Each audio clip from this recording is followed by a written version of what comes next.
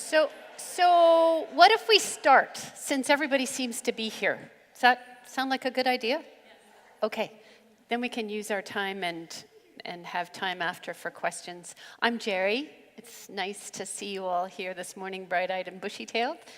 I think always on retreats we want good weather, but in this case it's actually better that we have a bit of a rainy day so we don't feel like we want to be outside. But thank you for coming. Wasn't Jess amazing? Man, I learned a lot just listening to her. And always one of the scary things is you don't know what they're speaking on, and you hope that what you're speaking on isn't the same thing, only not as good. So mine actually dovetails it quite well. I'm going to be speaking to you this morning on antidotes to anxiety in a stressed out world. And as you may be aware, I'm a psychologist, and so how I think is a little bit different than a pastor, although I learn a lot from that concept. But I tend to drill down into a bit more practical strategies that hopefully are based on a lot of the same principles. But the idea will be for you to hopefully take some things away. The wisdom of Solomon tells us that there's nothing new under the sun. And anxiety is actually nothing new, even though it's the buzzword of everybody's language today. I think it just dresses itself up differently, and I think it attaches itself to each new generation with the global, political, environmental threats, technological advances, personal and relationship challenges and expectations and plans that we have. But before I dive into this topic from my perspective, I want first to tell you that these 10 strategies, anecdotes that I'm going to discuss with you are just that, nothing more. They're not the 10 commandments to compare and judge yourself by. I could have picked 50 and played them out for you, but these are ones that for now I think are valuable and hopefully will hit some of the big areas. So you can feel free to take home and adapt what fits for you and simply ignore what doesn't. And if that is just one good idea or affirms something that you're already doing and can do better, then we have succeeded together. So how do we know if our anxiety symptoms are normal or if they're clinical in nature? The factors perhaps to consider first are the level of anxiety intensity that you're experiencing and how long it seems to last and become chronic. The brain is actually a fairly complex organ of the body that we continue to study and learn about. Patterns of distorted thinking that create anxiety can have a genetic, trauma, and physical base that benefit from deliberate clinical assessment and attention. And I often have to say to clients I assess who significantly struggle that sometimes it just shouldn't be this hard. You do not win awards for tolerating or toughing out anxiety symptoms and managing higher and higher amounts of stress. And research continues to affirm that the best clinical approaches for assessing and healing persistent anxiety symptoms that interfere with your life are still fairly sound. It's a combination potentially of medication, counseling to learn and stay accountable to things and learn assertiveness skills, and consistent aerobic exercise. None of those things are out of date for us. Having said that, the good news is that a very important anecdote of managing any level of anxiety is to seek out and be in community, especially with other lovely women like those in this room who are also imperfect, but willing to connect and be vulnerable and share their lives and their food with you. The idea of community involves consistent commitment and hanging in with folks over time. It also involves messiness, and it is being with folks who are present but not perfect. Many of us, whether we know it or not, are convinced that worrying is a very helpful strategy that keeps us from harm and those we love from harm. We don't actually have anxiety unless we first worry. So even though we may want to be less anxious, we can't imagine living without worry. Somehow it seems to give us a measure of control. And then eventually, we can become comfortable with worry and anxiety, and we tolerate it as an acceptable and normal part of our lives and language. I hear it, I say it all the time. I'm so worried about this. I'm really anxious about this. I had a panic attack about this. We use it as part of our language, and then it becomes something that we just tolerate as being okay. And I'm here to say, I don't think it is. And it's useful for us to do some thinking about how do we make it smaller. Because anxiety and worry are a learned behavior. Sometimes it can come as a result of some trauma. Sometimes it's caught from other anxious people with whom we live or with whom we work. When I was first practicing as a psychologist, didn't relate as much to anxiety because maybe I could relate to that. But when people were coming in very down, very depressed, very negative, I would feel exhausted at the end of a session because their depression symptoms would get all over me.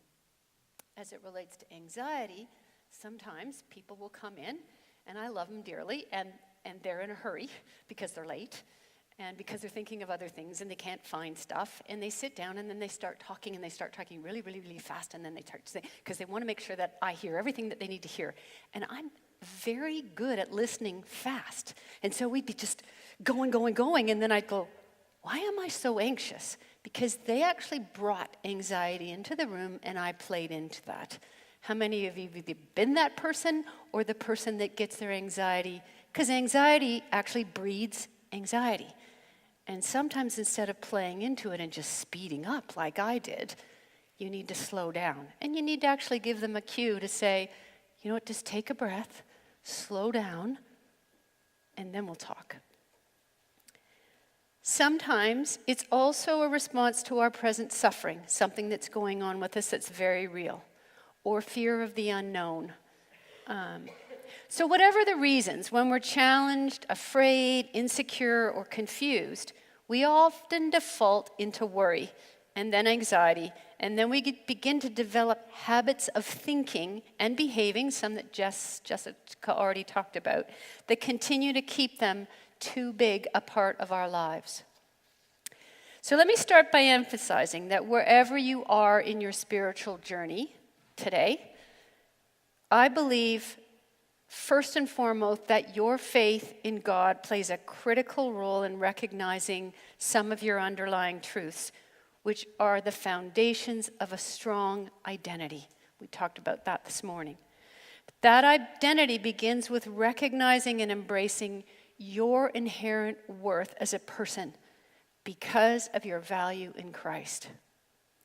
When you know who you are and you know in the depths of your being that you are always seen by and unconditionally loved and cherished by Christ, you can remember that not only is He enough, but you are enough, no matter what your level of anxiety. Faith still remains one of your greatest foundational resources to manage anxiety and stress. It's not just for others, it's not earned, it's not for later, it's for you. It's free, and it's for now. It is what gives you your value of self. So here are my practical anecdotes or strategies to manage anxiety that are based on some important principles. Yay, we're in. First one, set and model strict daily and weekly rhythms where you and your loved ones' digital devices are intentionally set aside, out of sight. Let me explain. I know this is out there, there's a ton of stuff, and we feel guilty, but let me lay it in with anxiety. Technology is an amazing gift. It instantly connects us to our friends and our family. It helps us navigate roads and cities, if you know how to use it, which I don't, and also provides news and entertainment. Digital technology has brought blessings in education, opportunities in medicine, and it has helped spread the gospel message to the ends of the earth. But my personal belief, and those of my colleagues as well as educators that I talk to, is that chronic media overstimulation and exposure leads to emotional overload, chronic stress, and likely feeds into our present epidemic levels of anxiety across all generations, not just the youngest ones. In fact, it's almost more with the older generations because they don't have as much savvy with it and they're not as used to it. It's interesting that we now ask more of technology than we do of each other. Technology connection has changed our brains as well, at all ages, in response to being in a habitual state of partial attention. Studies show that in the past 10 years, our attention span capacity has declined from 12 seconds to 8. You didn't know you only had 12 seconds, but now you only have 8. Former executives of social media companies are now admitting, that apps and alerts and notifications are designed with more and more sophistication to connect to and stimulate the dopamine levels in our brains. The goal of service providers is to make money from targeted advertisements that require attracting as many eyes to view their products and to keep them coming back. That's how they make their money. And it's done in terms of hits. So, and we could talk about this ad nauseum, but things like when kids are into likes and dislikes. If there were 500 likes to a picture that I posted, the internet typically is not going to put all 500 of those at once. They're going to do it in stages because that's a hit for me to keep coming back and to keep getting that sense of, ooh, wasn't that great? I'm not going to get them all at once. It's designed to keep me connected to it. Not unlike the old slot machines where you put in a certain amount of money and after a while you get a hit and that's what keeps you going, that and all the money you spent. Okay, so last is we developed habits of dependency in how we need our devices that keep us on them throughout the day. And a habit, if not resisted, soon becomes necessary and for many, probably addictive. But then we all talk about our addiction and we make it okay. A consequence, though, of any addiction, including technology, is anxiety. And when there are access limits or unwanted restrictions, that anxiety goes up. More concerning to me in the work that I do as a psychologist is that whether we like it or not, the dark side of technology promotes this, an acceptance of pseudo face-to-face communication and relationships, which creates face-to-face relationship avoidance and isolation. And social media apps show the exaggerated positive presentations of others, which often negatively impacts our mood with depression and anxiety and a decreased self-worth. So despite the increasing acceptance of this behavior, here's my recommendation. Just one. There are many. Never use your device when engaged in any person-to-person conversation. That even includes being driven somewhere as a passenger by somebody. Even if unintentioned, checking your device in front of someone sends a degrading message about the value of the person you are with, as well as their time.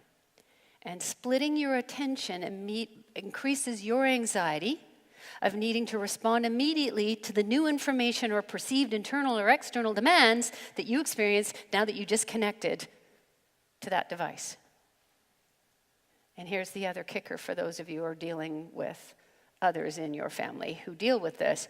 Do not expect others, including your kids, to do what you're not prepared to do or model to them. Okay, that brings me to my second point. Pursue, prioritize, and deliberately be in one-on-one, real-time relationships with others a lot more. Think about what you used to do a year ago, 5 years ago, when you were growing up. And you will notice that you're spending less and less one-on-one, in-person time in community with family and friends.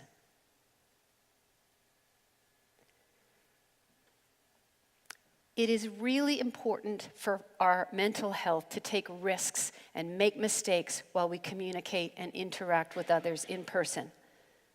And that's how you learn the art of how to say yes and no to people and yourself. I loved what Jessica was talking about. We'll talk a little bit more about that idea of mine, no. It's important, actually, to learn to say no, but there are ways to say that in which are more genuine. Having face-to-face difficult and stressful conversations, learning to resolve conflict, and surviving embarrassing moments helps us recognize that we can tolerate, learn, and recover from them. And this leads to less anxiety. If we avoid, we don't want to do that because we don't want to see that happen, then we don't know what to do when it does happen, which is normal. We need to learn how to tolerate that stuff. Making real-time mistakes and repairing those mistakes are not as easily recorded and shared on a device and commented on instantly and in perpetuity by others, hundreds of them forever. It would be better to have a fight in person than it would be to try to navigate something online that gets kept forever. And that's way more embarrassing in my opinion. Intimate and strong relationships are critical to provide an antidote to genuine loneliness. And it helps us affirm that we matter and have value. And it helps others feel valued when we stay present to them. Important relationships actually require courage, loyalty, and skills to develop and sustain. Intimacy with others is always created by consistently spending quality time, empathizing with and relying on others in person over time.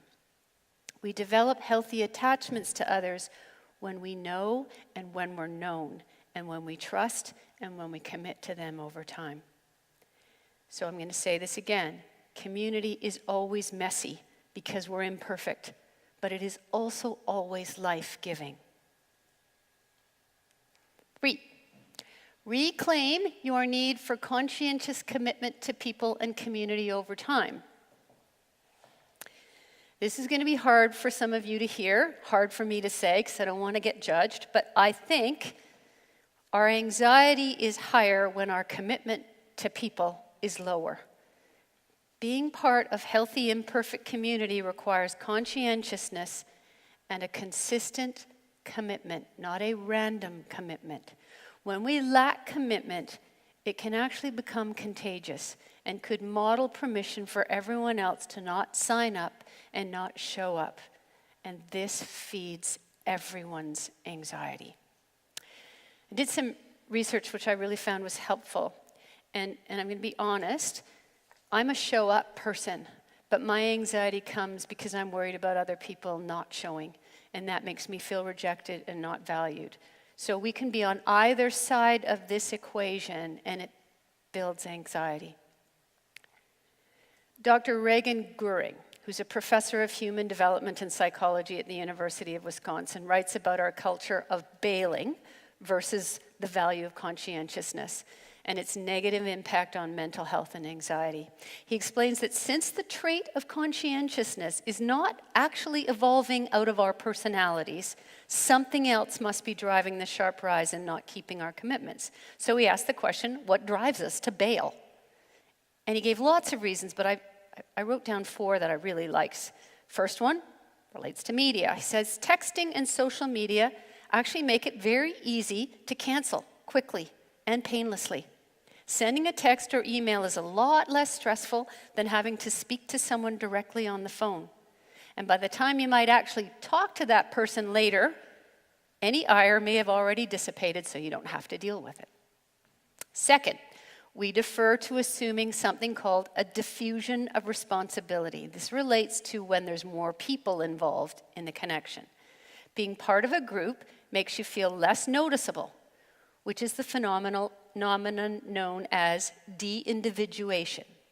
Since you don't feel the same responsibility in a group as you might in a one-on-one engagement, it becomes easier to cancel, especially if you think that others will still attend, and thus they fulfill your commitment instead of you.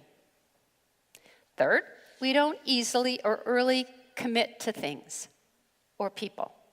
So thanks to social media, we can now click on interested on the virtual invitation for an event instead of I'm going or I'm not going, yes or no. People may even commit to 2 events, maybe you've done it, instead of maybe, and then they simply cancel one at the last minute. Why do we do this? Well, we do that not like when we were invited to birthday parties in grade 2. Who else is going? Who is not going? Some people may do this because they're just not very decisive. Others do it to hedge their bets, waiting to see which event will attract more of their close friends. Or they actually plan to attend both events, assuming that dropping in is acceptable to the host and other guests. Unfortunately, that strategy of not showing up has natural and logical consequences, and it could negatively reflect on you and influence the people like me who are expecting your presence and get very anxious and rejected. 4, sometimes poor visualizing and planning ahead plays into this. It's often easy to look ahead on a Monday and think that, yes, I'd like to go see that movie with a friend on Saturday, without actually considering what else might be going on in your life. As the weekend approaches, you then find yourself exhausted from work or pressing family responsibilities or craving some me time. These conflicts make canceling on your friend more likely, and the more you do this, the more it becomes a pattern and perhaps something you think is okay, because you assume the norm. Everyone bails all the time. Goering calls this the false consensus effect. Just something to think about. So this anxiety antidote is simply to recognize that the social support we gain through committed and consistent face-to-face get-togethers is an important component of our mental health and our level of anxiety. And research indicates that the potential gains from socializing are probably way more valuable than even the cherished alone time or breathing room that last-minute bail can deliver. Interesting, huh? So, join, plan, commit, consistently get to know and support other people in real-time community, one-on-one and even in groups.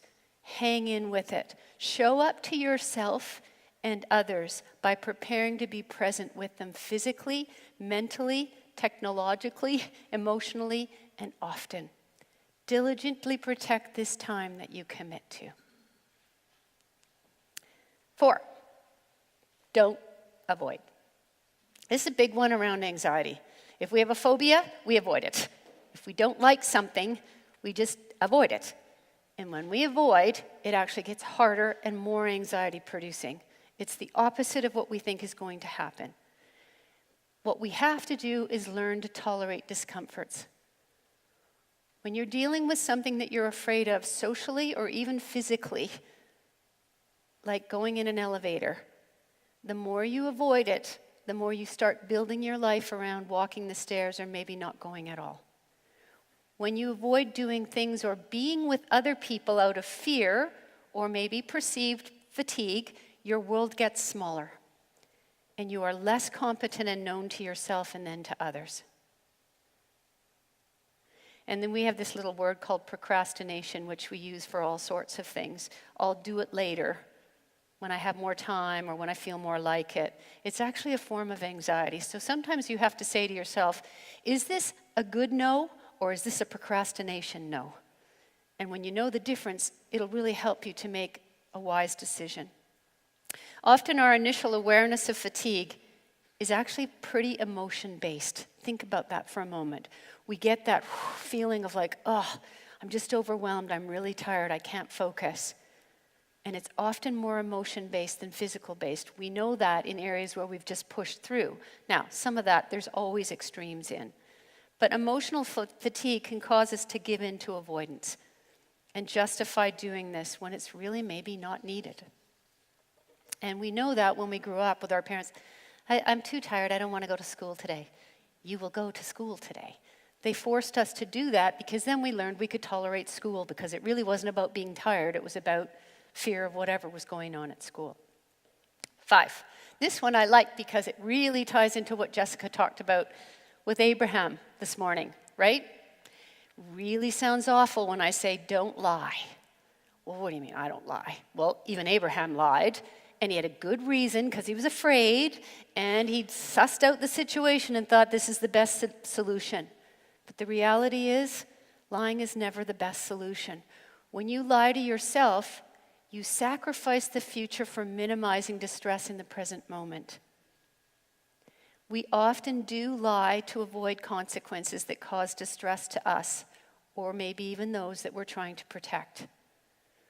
Then you begin to believe your lies and you lose discernment to know or value the truth, because everything is a gray area after that, and it's all feeding into fear and anxiety. And once you start down that path, it seems easier to just keep going than to go back.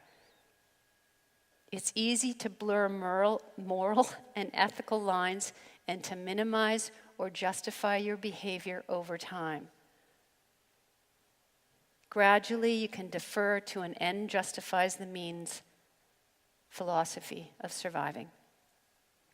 So don't lie to yourself, but don't lie to others, either directly, accidentally, or by omission. If you always tell the truth, you don't have to worry about remembering when or what you said and to whom you lied. Lies lead to a conscious or subconscious increase in anxiety. And when you realize that you've lied, repair quickly, take responsibility, and accept the consequences, because this will decrease your anxiety. Even just that word lie is a very powerful word. Well, I don't lie. I mean, I had a good reason, or I wasn't really lying. I was just kind of helping the situation.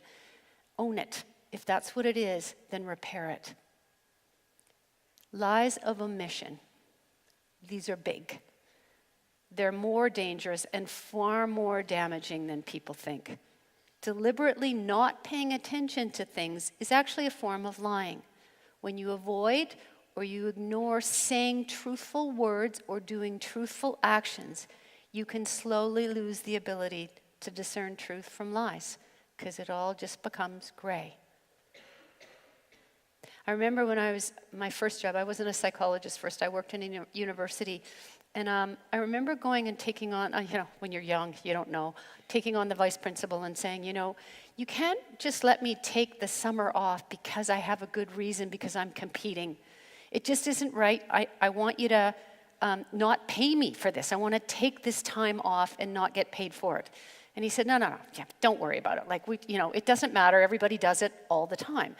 And in my justice thing, I said, no, I can't do it that. You know what he said to me? He said, life is often gray, Jerry. And I went, wow. And then I left and took the summer off and got paid for it. But in some senses, that was a belief at the time that even when I stood up to it, there was this sort of grayness.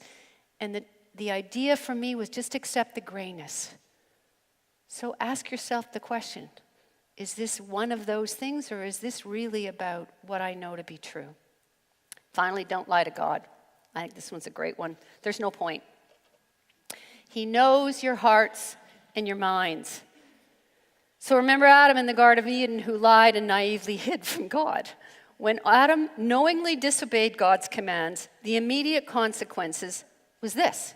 He began rationalizing, defending, blaming others like Eve, minimizing, and emotionally then distancing from God, hiding, right? Hiding himself, covering himself with a fig leaf, hiding, thinking as if God's not going to see him. Kids do that, right? They think because they close their eyes, you can't see them. It's about as dumb. Hiding causes increased anxiety. It's a lot of work to keep hiding in the dark or by wearing a disguise, hoping that God won't recognize you, or worse, pretending he doesn't care or even exist. Along the way, what happens is you lose your sense of self. You're alone, and you forget the best parts of who you are, because when you're hiding from other people, you have to hide yourself. Hiding from yourself and avoiding God is lonely and increases your anxiety. 6, rehearse, remember, and retell yourself the truth. Again, this ties in what Jessica was saying this morning. The mind controls the thoughts. Then your thoughts, let me give you this slide. Here we are. The mind controls the thoughts. The thoughts are what gives us our feelings, and then what we choose to do. They are in that order.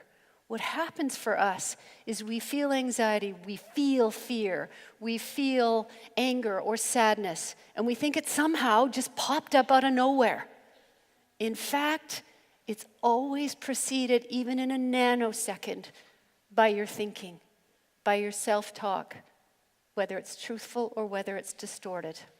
That's just what we call cognitive behavioral therapy, which is, this is how they work. Now, sometimes behavior can affect how you think, which will then affect how you feel, but typically it happens this way. We're just not aware of all of the self-talk and principles and things we've been told that are stuck in there that just pop up and affect how we feel. So when you feel something, it's kind of good to go back and say, what's going on? What was I just thinking? Because then you can change your thinking, which then changes how you feel.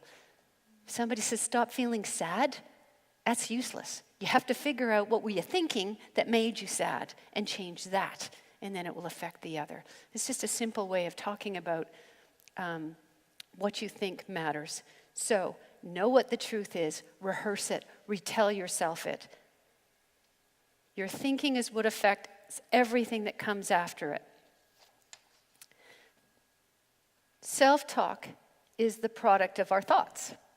We perceive it from hearing others talk about us, or even what they say to us directly. It's what you tell yourself every minute of every day. It's often influenced by things like your competence, your humility, your insecurity, sometimes past trauma, and also your temperament. I don't have an analytical temperament, which is one of the good things for me, because I have way too many feelings. But people who have an analytical temperament, they're like that duck on the water that looks like they're just so calm going through things. And in their mind, it's like the little feet underneath that are going 100 miles an hour. And no one sees it. But those thoughts are going on in their minds. There's nothing wrong with them. That's how their temperament works. Sometimes I wish I had more of that temperament than me that's on the top of the water looking, splashing around. But it is something you need to be aware of. What goes on with my thinking? Because it still is an important thing to figure out. Here are some familiar fear identity examples of the voices in our heads that you may have heard telling you untruths and directly affect your identity and thus your level of fear and anxiety. See how all of these interweave? Here they are. I'm not well liked. I'm really not that smart. I'm not very pretty. I don't have any real friends. I always feel kind of left out because actually I am left out. No one cares about me. You know what? Bad stuff always happens to me and my kids. I'm actually pretty alone, probably always will be. I'm afraid of being left out. I'm ugly, too fat, too skinny, too scrawny, clumsy, boring. Pretty soon something worse is going to happen to me. I won't have a good time, so why should I even bother going? Those are all lies. And it's important to recognize how much they swim around in our heads. So learn to know what the lies are and then tell yourself the truth. Well, how do you know what the truth is? Well, there's obvious scriptures in the Bible and Proverbs and lots of things that help you with that. But usually, the truth is the opposite of the lie. Nothing good ever happens to me is, well, hang on, that's not true. Just last week, this cool thing happened. So that's not true. Good things do happen to me. I just don't feel like they do right now. The stress or fear of the moment, in the stress or fear of the moment, you don't even have to emotionally believe what that truth is you just told yourself for it to be true. Truth is truth, Even if you don't emotionally attach to it or believe it in the moment, it's still true. And so when you say it out loud, kind of like what Jessica was talking about, when you say it out loud, it has more power. The secret gets out of your head and you say it out loud. Because truth has power in the saying to ourselves and to other people. You don't have to be creative with the truth. It actually just stands for itself. It's not complicated to figure out because it's just the opposite of what we tell ourselves or what others might have told us that's stuck in our heads. So here it is. Start with, that's not true. Then something like this. I have people who like me. I'm smart enough. I am loved. I'm normal. I'm pretty enough. I'm strong enough. I have friends. I belong. People do care about me. Stuff happens, and it's not always bad, even if it feels like it right now. I'm not alone. I can choose to participate so I'm not left out. I will enjoy myself if I just show up and join in. Here's the word. I am enough. That's the dovetail of what Jessica says. If God is enough and He made me, then I'm enough. Sometimes for some of us, the thinking piece about God, which is lovely, is just too big for the feelings we have in the moment. So it becomes really important to just say, I'm enough. Henry Nouwen, and I particularly like what he has to say on this topic of the voices of our heads and the voice of God. Oh, that's not it. Many voices ask for our attention. There's a voice that says, prove that you're a good person. Another voice says, you better be ashamed of yourself. There's also a voice that says, nobody really cares about you. And one that says, be sure to become successful, popular, and powerful. But underneath all these, often very noisy voices, is a still, small voice that says, you are my beloved. My favor rests on you. And that's the voice we need most of all to hear. To hear that voice, however, requires special effort. It requires solitude, silence, and a strong determination to listen.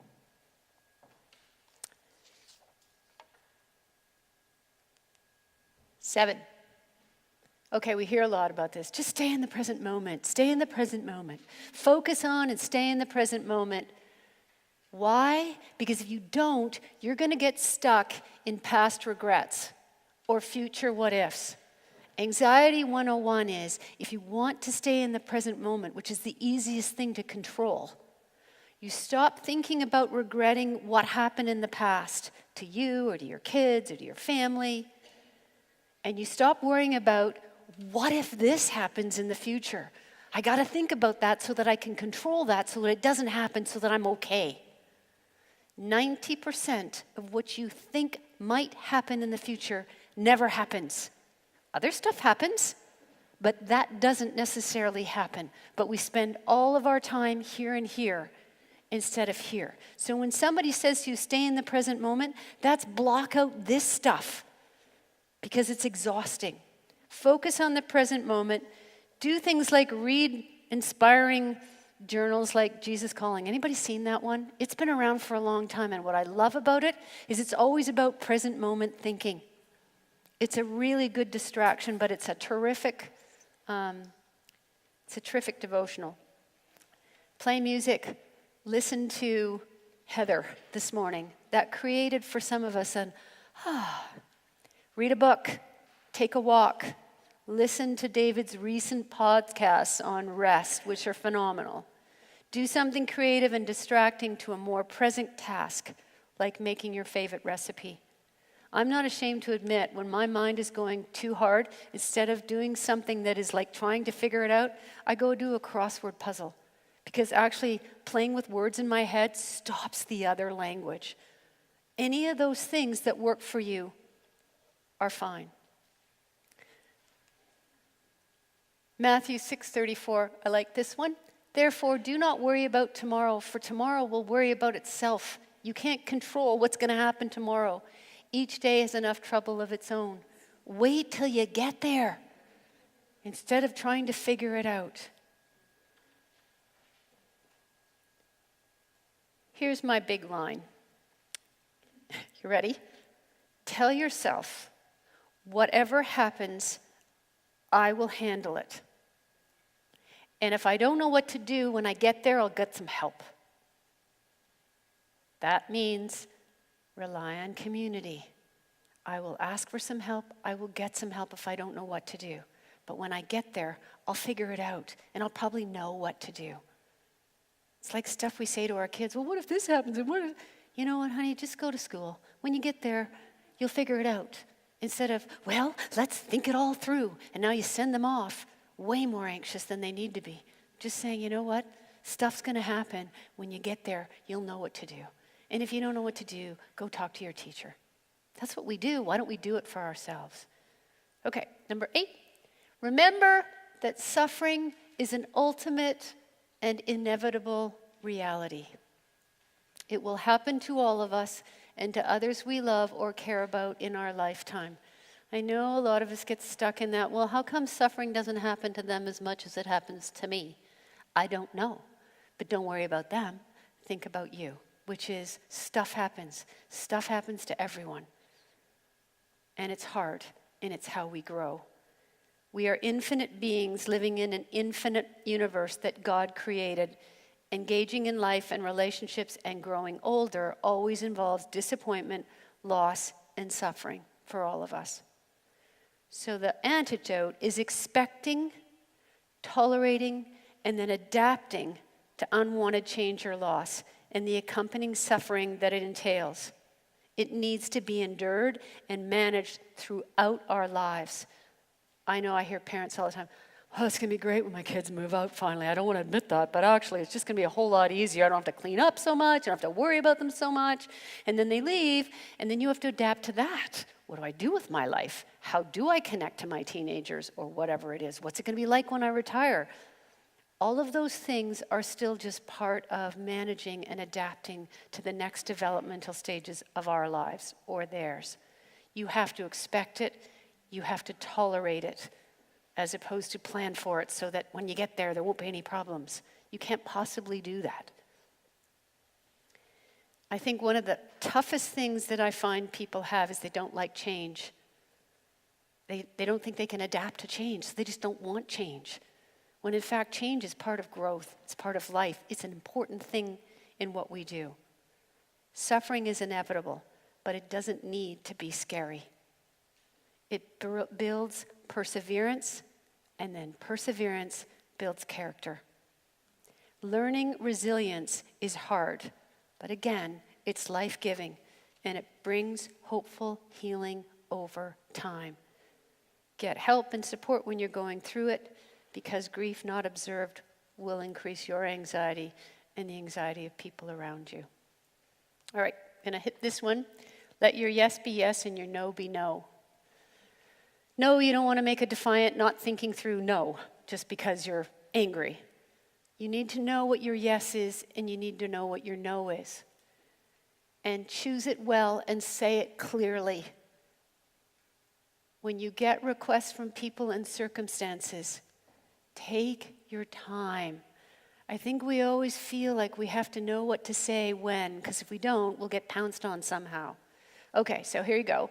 Somebody comes up and says, hey, we're having this event, and you're just so amazing at that. Would you mind helping out with this fundraiser? And you say, they think I'm good. Okay. Then you think, not planning ahead. Well, maybe that'll work out. I can see the benefits of that. And so you say, okay, I guess so.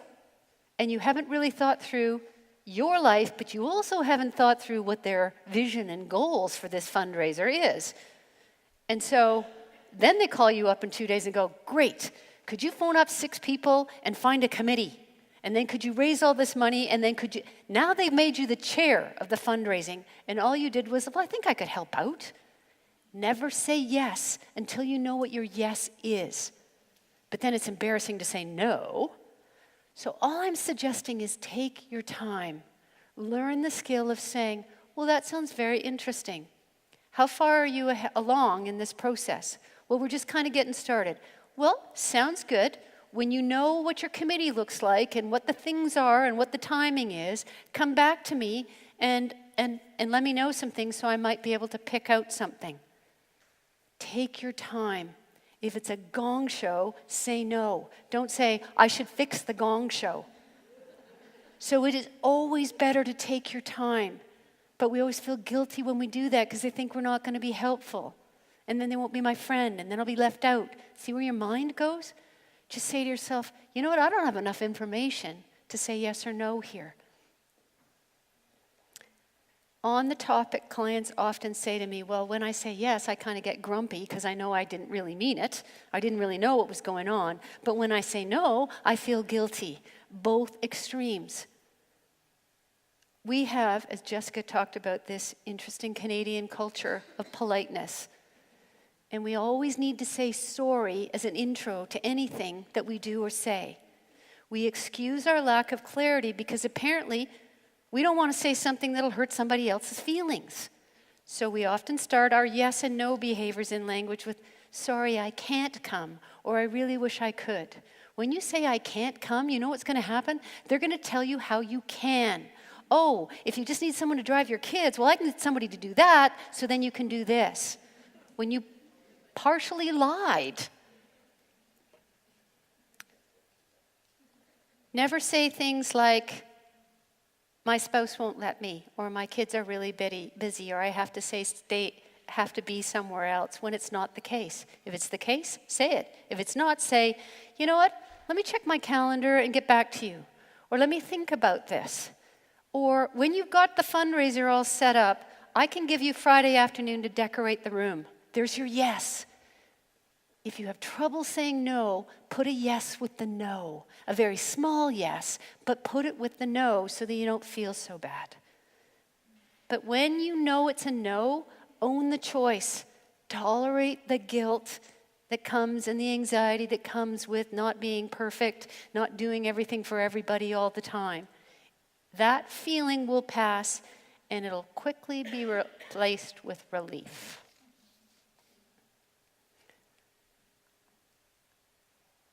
Let your yes be yes and your no be no. Anything beyond that is of evil. It sounds really strong, but anything beyond that is kind of a partial lie. It keeps you stuck in it. So don't say yes or no until you know the facts, but when you do, simply say, no, thank you. I want more time for my family. Don't blame it on somebody else. I hate that. I'm so sorry I'm late. My kids did da-da-da-da. That's blaming your kids. Just say, I'm sorry I'm late. I didn't plan my time well. Just be honest. Don't get caught in the pressure of the moment. And sometimes you really do want to say no, and you know you want to say no, but it's awkward, and other people are listening. So just give yourself some time. I'll get back to you. And then formulate how nice you want to say your no, your clear no. No apologies, just, I've been thinking about it. It's just not going to work with my schedule. I really appreciate you asking me. Please ask me again because next time I might be able to make it. I hope it's a really great fundraiser. I hope you find other people to help you.